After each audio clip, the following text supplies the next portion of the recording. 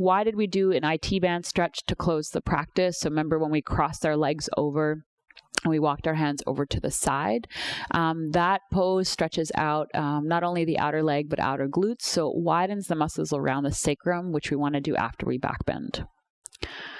What are some good preparatory poses for Mayurasana? So our peak pose today was Mayurasana Peacock Pose. And so poses to prep for that would be things that open up the forearms and the hands. So we did, remember that Kapalabhati where we flicked the hands, and then we did the stretch where the fingers, where palms were on the ground, fingers facing out behind, and then we were leaning back, stretching out the forearms. Stuff to open up the abdomen. So in the beginning of class, we did that snail, we rolled up our mat, and then we put it into we laid down on top of it. That also helps to open up literally the abdomen, because I find you need those really open, and you need your forearms and your hands really open to be able to do that kind of flexion. What classes should I do on practice with Clara to prepare for Mayurasana? So classes, recommended classes would be anything in the arm balancing playlist in terms of body focus will really help you with Mayurasana. Also, any kind of twisting. We didn't do it today because I wanted to kind of do things a little bit differently, but twisting would also be really good. Lateral opening would be really good. So anything with binding practices would also be good in terms of classes to check out. What are some of the benefits of this pose? Why should I do it? Great question. So Mayurasana is one of the oldest poses and kind of one of the classic Hatha yoga practices or poses, because it allows, it stimulates digestion. And I'll just say that yogis are always obsessed with bowel movements, because we are as healthy as how we let go of things, let's just say. And so that'll really stimulate your bowel movement on a physiological level. It also will release, we hold a lot of stress in our abdomen, especially us women. We generally have a contraction when we're stressed. So these kinds of poses, the Mayurasana, the snail, really help to relieve the tension.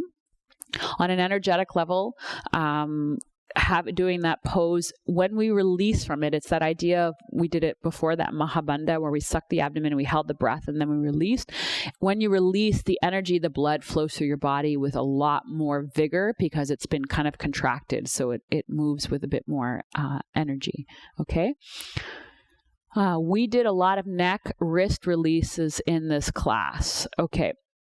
So the wrist releases were actually just stretches for the forearm and the hands, but at the end we did neck releases, and we did that because we're doing a lot of rounding for the peak pose. So I felt like we should release the scalenes and neck muscles afterwards. All right.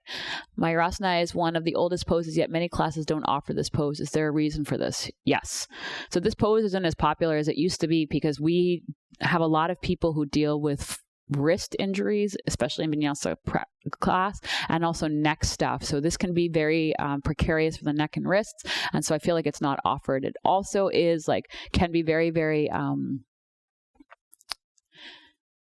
triggering is not the right word, but it can bring up a lot, because we hold a lot in the abdomen, and sometimes we don't have the time or the energy to kind of create or make enough time and space to warm ourselves up to prepare for that. Okay. Would you teach this class in a 30-minute class? Why or why not? You could teach it in a 30-minute class, but then that's all you would do. We essentially took 30 minutes to get there. I'm having trouble reconnecting to my yoga practice. Do you have any tips? One of the biggest things that I would recommend, I find, especially during this pandemic, we're having a hard time getting to our mat because, I don't know, it's hard to be motivated. One thing I would really recommend is just show up and do a couple sun salutations. Just commit to 2 to 4 sun salutations a day, and a little bit of pranayama or meditation, 5 minutes of pranayama, meaning breath work or meditation at the end, and try to do that. That'll take you literally 12 minutes. And I do that every day if I can, if I don't have time for a longer practice. Tell me about the Equinox retreat. When are the live classes? I don't remember when the live classes are. There's live classes in the morning and in the evening. And then what's really cool, we did this for our spring equinox, is we're actually creating an ebook that's going to have a resource in terms of books that we recommend reading to kind of delve into the equinox. I'll just talk about the equinox. The fall equinox is the halfway point between the summer solstice and the winter solstice. It's in the northern hemisphere, the light and the darkness are in the same amount, they say, right? Day and night are the same. But really what I love, it's my favorite time of year, because as we move towards the darkness, we move from looking outwards to looking inwards. So it's a very reflective time. I use the equinox as an opportunity to start to think about what it is that I spiritually want to work on in the wintertime. I do a lot of my spiritual work in the darkness, in the time of year when we kind of slow down on a physical level. So I would recommend joining us for that. All right. What's the difference about this round of Art of Sequencing?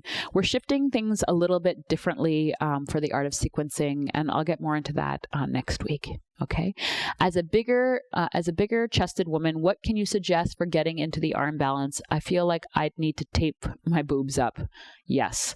So for women, for fuller bodied women, let's just say, I would actually recommend doing swan pose, but taking the hands wider out to the side, just so that you don't have to bring your elbows in as close, so that you have more space in the chest. That's what I would recommend.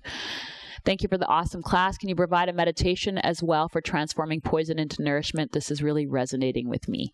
Yes, I'm happy to hear that. So my greatest recommendation to work with is mantra.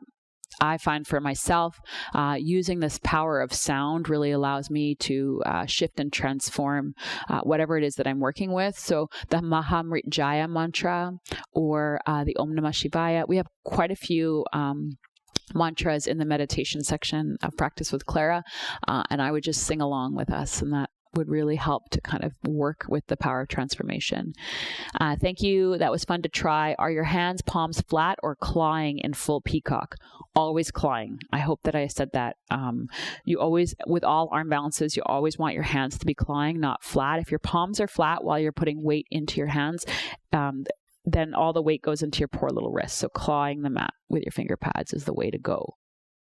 If you like that video, you'll probably like these. And if you want more videos, go to my membership site. Either way, let's stay connected.